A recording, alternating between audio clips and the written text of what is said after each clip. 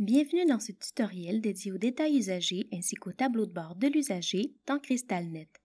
Le détail usagé permet d'accéder à différentes fonctionnalités de CrystalNet à partir d'une seule et même page.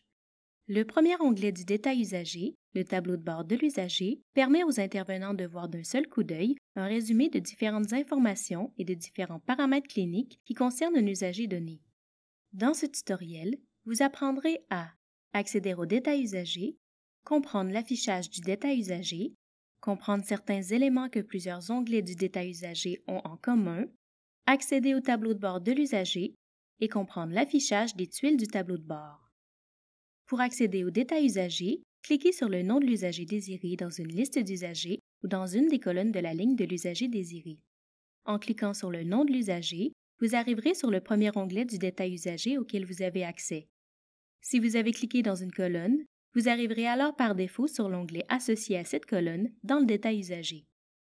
L'écran du détail usagé est divisé en 4 sections.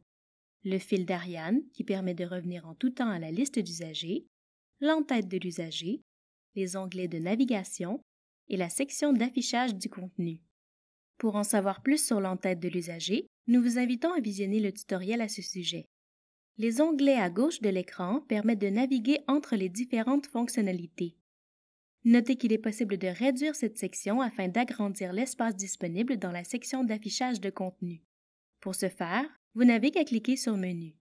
Lorsque vous cliquez sur un des onglets du menu de gauche, le contenu de l'onglet s'affiche dans la section de droite. Plusieurs filtres et actions possibles à partir du détail usagé sont communs à différents onglets comme Laboratoire, Imagerie et Pathologie. Certains d'entre eux sont aussi disponibles dans les onglets Tendances et Médicaments. Tout d'abord, notez que la recherche se lance automatiquement dès que vous sélectionnez une période prédéfinie ou que vous cliquez sur Appliquer dans le filtre Période des onglets Laboratoire, Imagerie et Pathologie. Grâce à la barre de recherche, vous pouvez effectuer une recherche par différents critères.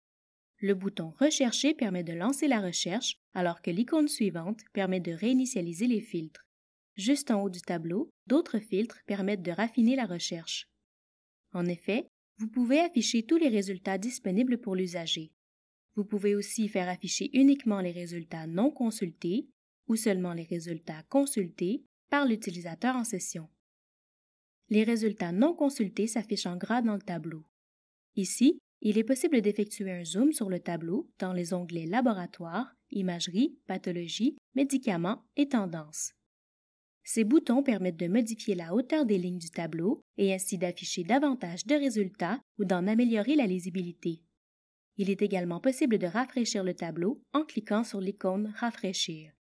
Par défaut, les requêtes sont triées en ordre décroissant de date de dernière modification. Il est possible d'effectuer un tri dans les colonnes du tableau des requêtes en cliquant sur l'entête de la colonne désirée. Pour afficher un rapport de laboratoire d'imagerie ou de pathologie émis par le système source, cliquez sur le bouton de la colonne Statut rapport. Dans le visualiseur, une barre de défilement permet de consulter toutes les pages du rapport. Le numéro de la requête s'affiche dans l'entête du rapport. La partie gauche de l'écran reste accessible afin de pouvoir naviguer d'un rapport à l'autre. La section Annotation permet de consulter les annotations antérieures pour le rapport sélectionné. L'utilisateur détenant les droits requis peut annoter le rapport en cliquant sur le bouton Annoter. Notez que pour que le bouton Annoter s'affiche, le rapport doit être également présent au dossier patient électronique DPE. Pour ajouter une annotation, il suffit de sélectionner une annotation prédéfinie ou d'en saisir une dans le champ texte. Cliquez ensuite sur Enregistrer. Cliquez sur le bouton Confirmer la lecture permet de confirmer la lecture du résultat. Certaines conditions doivent être respectées pour que cette option soit disponible. Cliquez sur le bouton Imprimer permet de lancer l'impression du rapport en format PDF. Cliquez sur le X dans le coin supérieur droit pour fermer le rapport et revenir au tableau sommaire des résultats. Sachez que pour chaque requête, CrystalNet conserve un historique des consultations effectuées par les utilisateurs. Cet historique se nomme le journal de la requête. Seules les requêtes consultées par d'autres utilisateurs ou par l'utilisateur en session présenteront cette icône indiquant qu'une ou plusieurs consultations ont été effectuées. Si l'icône suivante s'affiche dans cette colonne, cela signifie que l'intervenant responsable a confirmé la lecture du résultat dans la boîte de réception, dans Résultats MD ou dans le sommaire des résultats. Si l'icône suivante s'affiche, c'est qu'une version antérieure du résultat a été lue, mais qu'il existe une version plus récente du résultat dont la lecture n'a pas été confirmée. Pour ouvrir la fenêtre Journal de la requête, cliquez sur cette icône dans le tableau du sommaire. Dans cette fenêtre, vous verrez le numéro de la requête lié au journal de consultation, s'il y a lieu les informations de l'intervenant ayant confirmé la lecture du résultat, ainsi que le nom des intervenants ayant consulté la requête. Notez que si un bandeau jaune s'affiche dans le journal, c'est qu'il existe une version plus récente du résultat qui n'a pas encore été lue. Le chevron à gauche du nom de l'intervenant permet de visualiser toutes les consultations effectuées par ce dernier. Enfin, la présence d'un crochet vert indique que la version consultée est la plus récente. Si une modification est apportée au rapport après que l'intervenant l'a consulté, le crochet vert disparaît. Parlons maintenant du tableau de bord de l'usager. Pour y accéder à partir du détail usager, cliquez sur l'onglet Tableau de bord. Les données affichées dans le tableau de bord de l'usager sont présentées sous forme de tuiles. Chacune des tuiles représente une donnée clinique centralisée différente.